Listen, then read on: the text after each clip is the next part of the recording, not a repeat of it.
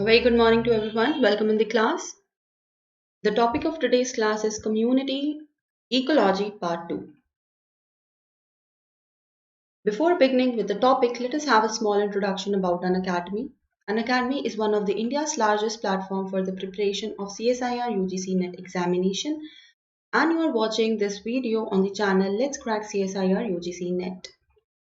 Before beginning with the topic, let us have a small introduction about myself and Unacademy.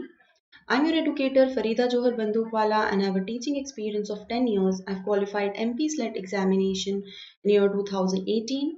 If you're opting for Unacademy, what all things you are going to get? You are going to get daily live classes so that you can be in that momentum of studies, and in live classes you can ask your doubts easily with the faculty members.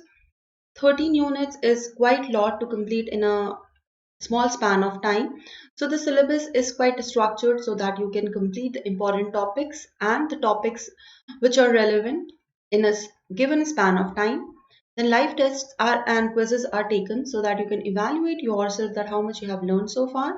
And if you're opting for any particular kind of category, for our case CSIR UGC NET Life Science, you'll be getting all the videos recorded in this particular category. Unacademy tries to give as many free live classes as it can. So these free live classes are taken on YouTube. You are presently watching a free YouTube class. You can watch all the pre-recorded YouTube classes and the live classes which are conducted. Then there is a special platform. You can watch the special classes through Unacademy Learning app. You can download the Unacademy Learning app from Play Store and you can use my referral code FB01 for watching the special classes. So do not forget to use my referral code and avail the facility of watching the free live classes. If you're opting for free live classes through the application, that is the special classes, and you're using my referral code FB01, you will be capable of watching the videos of other educators as well. Then there is this plus subscription, and plus subscription is a paid subscription. You need to pay a certain amount and the prices are very pocket friendly. So do not worry about the price. For 12 months you need to pay 11,550 and for 24 months you need to pay 16,800. And the thing is you will get an additional 10% discount by using my referral code FB01. So use my referral code FB01 for getting an additional 10% discount. So for 12 months it is going to cost you 10,395 and for 24 months it is going to cost you 15,120 rupees. So this was a small introduction about Unacademy. The topic of today is Community Ecology Part 2. Community Ecology Part 2. So what all things we have done in Part 1? We have seen the definition of community structure. Then we have seen the definition of community. We have seen what is a autotrophic community, what is a heterotrophic community, what is a guild. That also we have seen. What is a guild? We have seen this. Then we have seen the Ronchius life forms. Ronchius 6 life forms we have seen: phanerophytes, cryptophytes, theophytes, chemiophytes, hemicryptophytes, epiphytes. These all things we have seen. Then we have seen the community structure of a warmer and wetter climate and colder and drier climate. Then we have seen for the fire dominant habitat that which of the life form of Ronchius life form is going to fall into that category. After that we have seen the vertical structures, that is canopy, understory, shrub layer, herb layer or ground layer, and in tropical rainforest there is one more category, that is emergence. So that we have seen for the terrestrial life form. And now in today's class in Community Ecology Part 2 we are going to talk about aquatic ecosystems. So we are going to talk about vertical structure of aquatic ecosystem. And this aquatic ecosystem, specifically we are talking about fresh water. So this whole thing is going to be determined by the light penetration and the profile of temperature and oxygen. So it depends on penetrating light,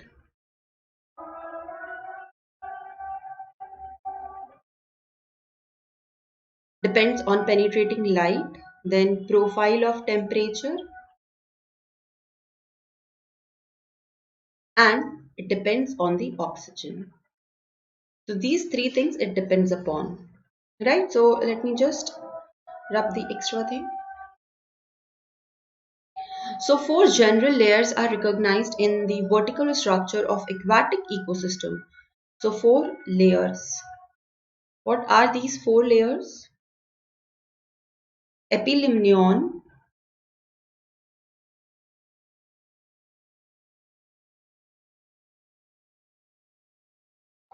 metalimnion,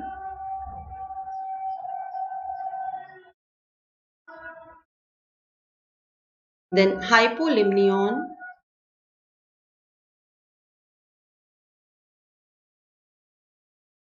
and lastly bottom mud. So these are the three general layers which are recognized: epilimnion, metalimnion, hypolimnion, and bottom mud. Now let us talk about this, that what is epilimnion? It's a layer of freely circulating water found in the summers in a well stratified lake. So it's a layer of free circulating water. Layer of freely circulating water.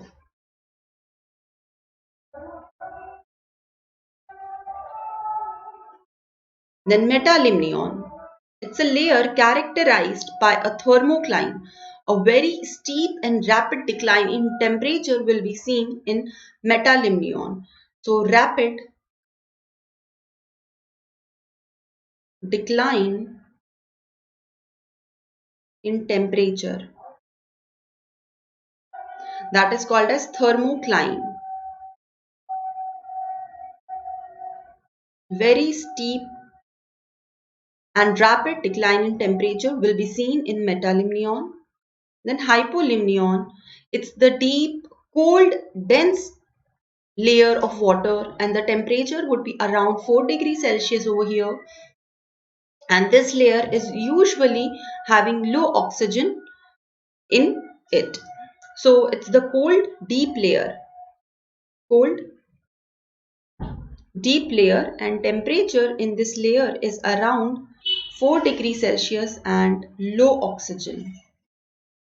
Lastly, bottom mud is the layer of bottom with mud,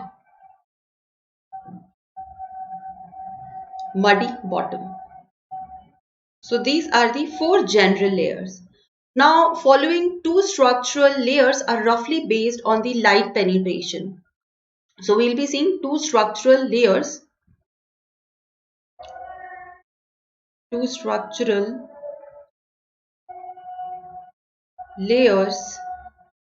based on light penetration. There we have seen according to temperature, then free circulating, those all things we have seen, but we haven't talked about light penetration. So two structural layers based on light penetration. Let us see this. So that is photic zone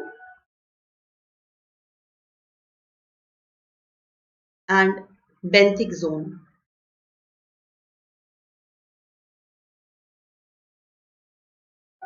Photic zone and benthic zone.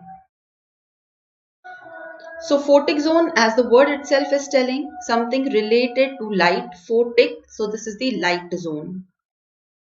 This is the light zone. And this benthic, something related to the bottom. So this is the bottom zone.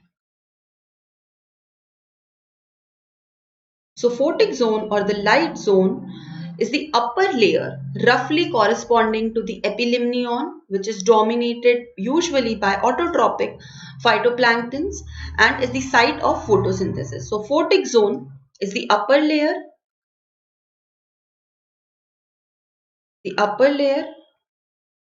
corresponding to epilimnion, and it is dominated by autotrophic phytoplankton. Autotrophic phytoplanktons. And this is the site of photosynthesis. Site of photosynthesis. Then benthic zone, it is a lower layer. There we have seen it is the upper layer. So this is the lower layer, roughly corresponding to the hypolimnion and bottom mud.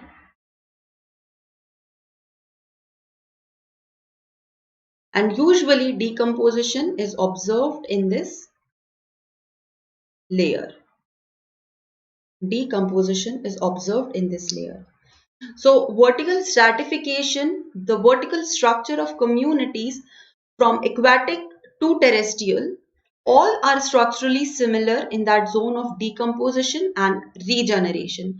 So decomposition and regeneration occurs in the bottom stratum, and the zone of energy fixation is usually the upper stratum.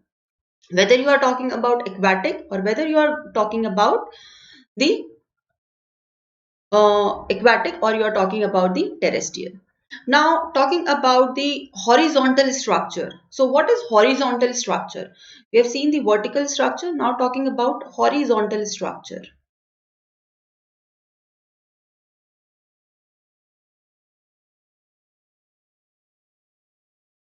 Horizontal structure.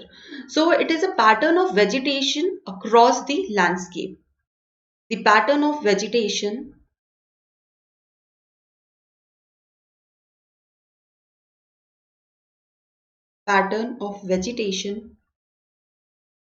across the landscape. That what kind of vegetation grows. So it is very less predictable as compared to the vertical structure. Why? Because of the variability in the physical environment and dispersal and biotic factors which is going to interact and make it more complex. So horizontal structure is less predictable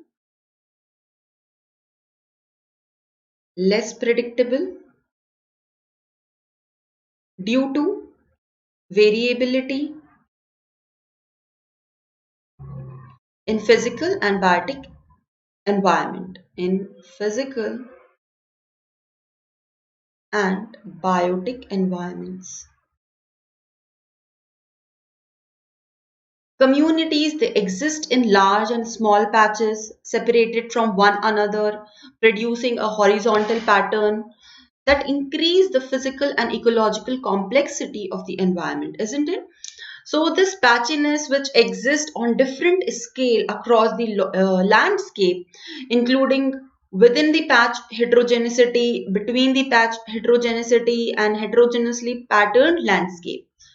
So at all the levels, the size, shape and dispersion of patches is going to affect their colonization by the individuals, the persistence of these individuals on the patch, the population dynamics and the number of species in this area. So all this thing is going to be affected. So the mix of species, including their number and their dominance, define the biological structure. So what defines biological structure?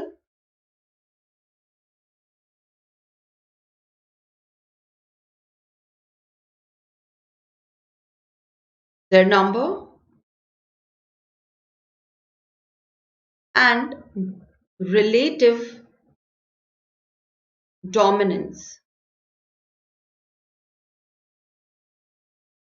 So when we are coming across the word dominance, let us talk about dominance. What is dominance? There we are saying dominance, here we are saying dominance. So what are dominants? Dominants in a community are the one with the most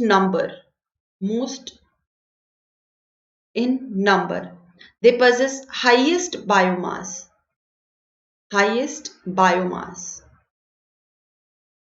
Then they occupy most of the space. Then they contribute to the large amount of energy flow. Largest contribution largest contribution of energy flow. So when we are saying energy flow, we are talking about the mineral cycling or by some other means control or influence the rest of the community. So this is dominance. Then when we are talking about community ecology, we should also know what is a keystone species. So we have done a class on keystone species, but to give a brief idea over here are those species which actually control the integrity of the whole community. They are called as keystone species. So the three features which actually define the biological structure is species dominance, species diversity, and species abundance. So here biological structure, their number and relative dominance we have seen. Now another thing that which we need to add, 1, 2 and 3. The third thing that we need to include is species diversity. Species diversity. That is how the horizontal structure is made. So let us talk a little bit more about the dominance.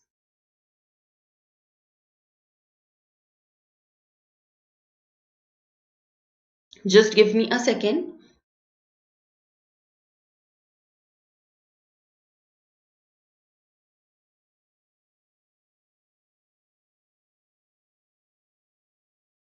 Okay.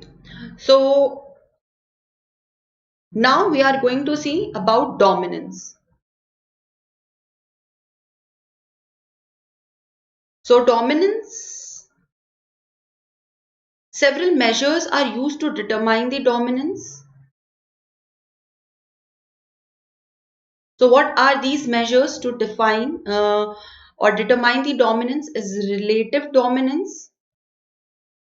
Is relative dominance, then relative abundance,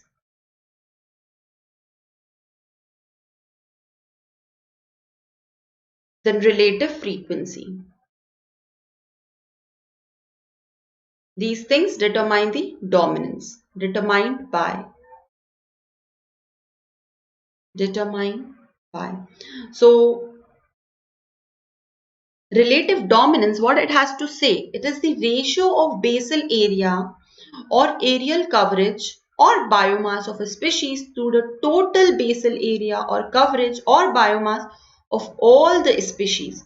So that is the relative dominance. The ratio, it's the ratio of the area occupied by a species in comparison to all the species, how much area they are occupying. Area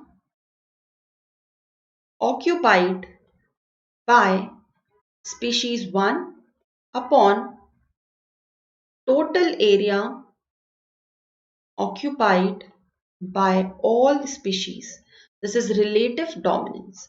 Then what is relative abundance? The total abundance of one species relative to the total abundance of all the species.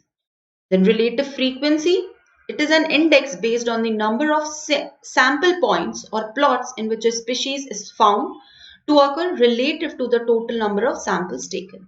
So this index is best used when the species are very different in size. This index will be used in that case. Now there is one more term, that is importance value.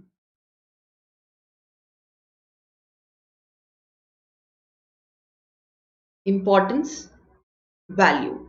So it is the combination of relative dominance, relative abundance and relative frequency, all of the things together.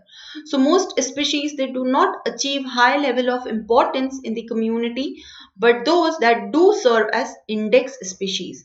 So importance value is combination of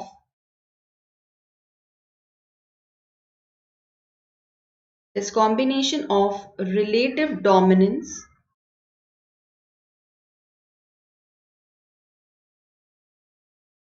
then relative abundance and relative frequencies. Relative frequency. And most species which do not achieve a high level of importance value in the community, but they can serve as the index species. Index species, low importance value.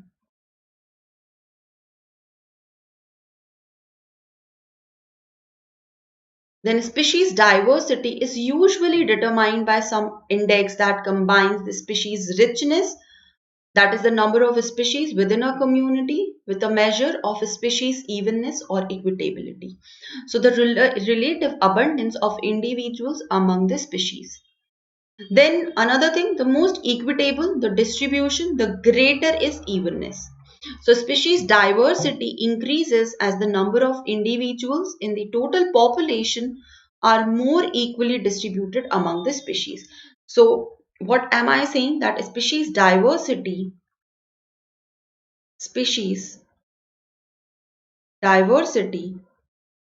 increases as number of individuals in total population are equitably or equally distributed among species. So species diversity, when does it increase? So it is not that one species is having large number of individuals, another species is having low number of individuals. If that is the case, it is not going to increase the species diversity. Species diversity is going to increase only in the case where there is equal number of individuals in each species. This is what it has to say. Very important thing. This you should remember anyhow.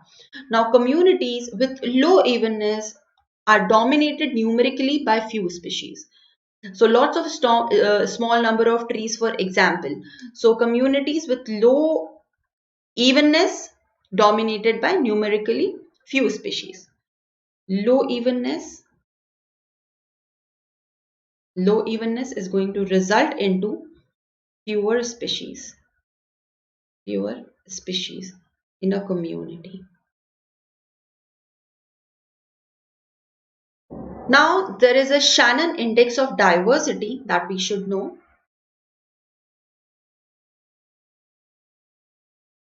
Shannon index of diversity.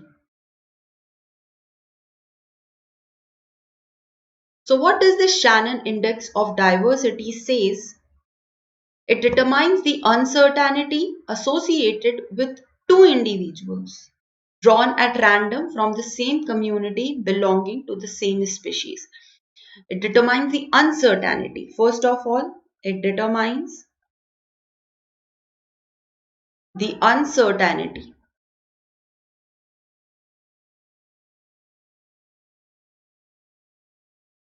associated with two individuals. Determines uncertainty associated with two individuals drawn at random drawn at random from the same community from the same community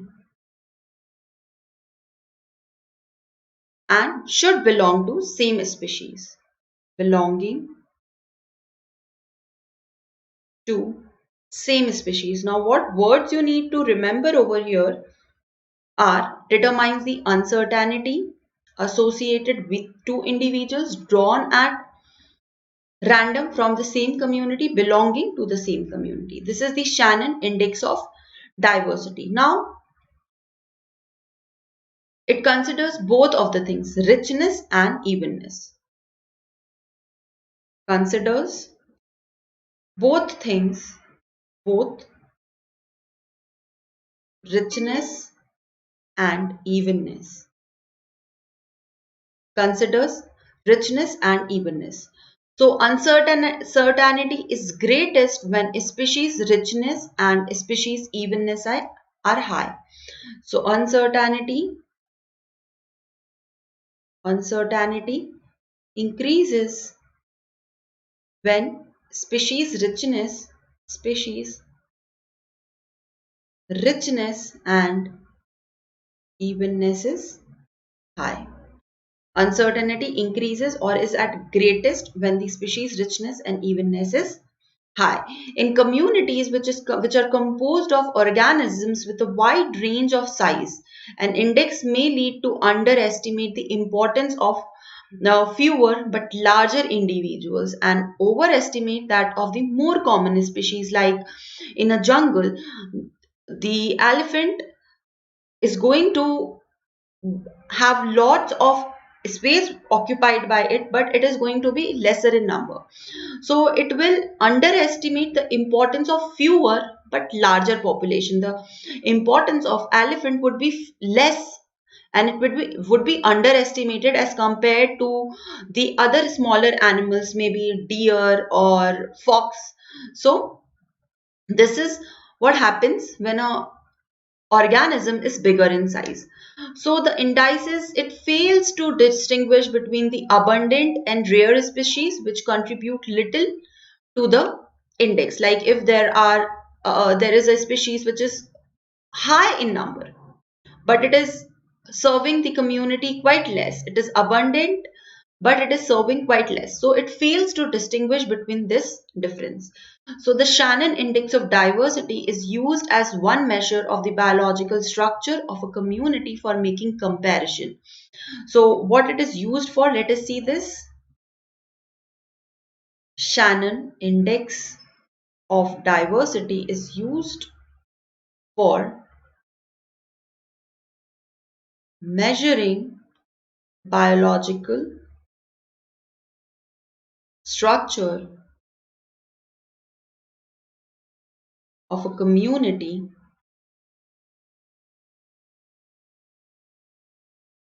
for making comparison.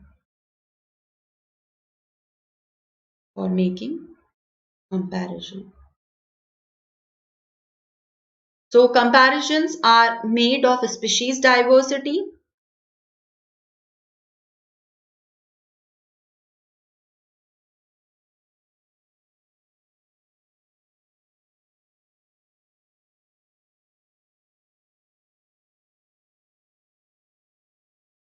so this are made in the following way, that is within a community, and this is called as alpha diversity.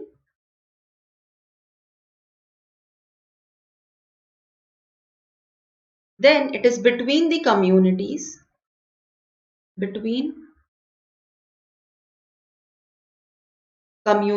and it is called as beta diversity, and among the communities over a geographical area. Among communities over a geographical area. Over a geographical area, and this is called as gamma diversity. So remember what is alpha diversity, what is beta diversity, and what is gamma diversity. So within a community alpha, between the communities beta, and among the communities over a geographical area, it is gamma diversity. So Shannon index of richness derived by dividing the community's actual species diversity by its maximum possible species diversity. That is how Shannon index of richness is achieved. So let us talk about, we'll just write down this, how it is achieved. So Shannon index of richness is derived by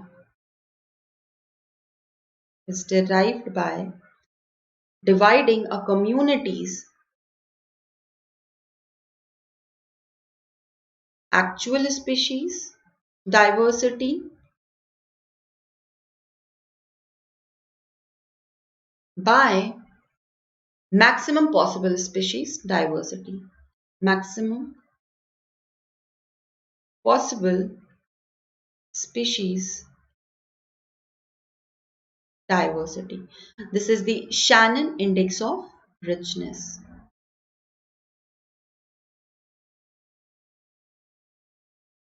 Shannon index of richness.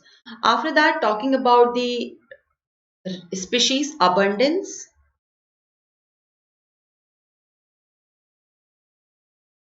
Species abundance. So two communities with the same diversity index value do not necessarily have the same exact species richness and evenness. This is what species abundance is. Two communities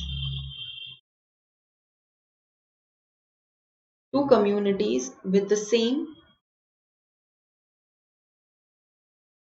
diversity index value do not necessarily have the same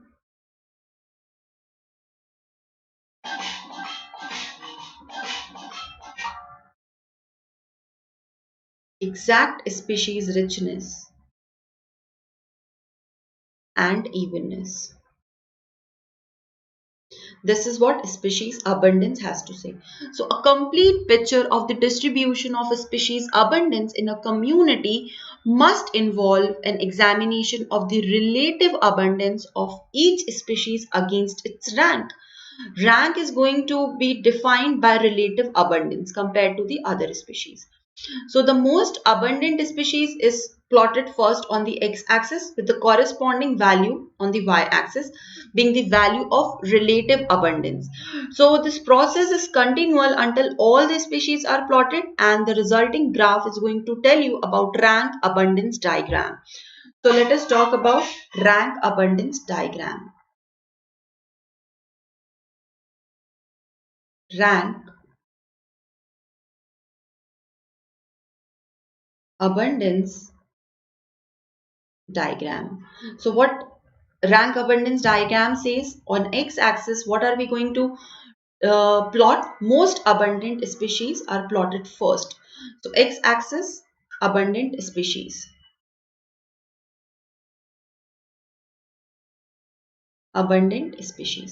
and on y-axis the corresponding value of y-axis is the relative abundance. That what is the relative abundance? Relative abundance. So this is the rank abundance diagram, right?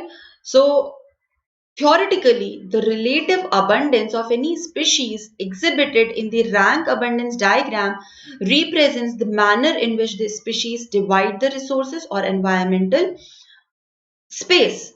So what this relative abundance actually tells of a species exhibit in the rank abundance diagram, how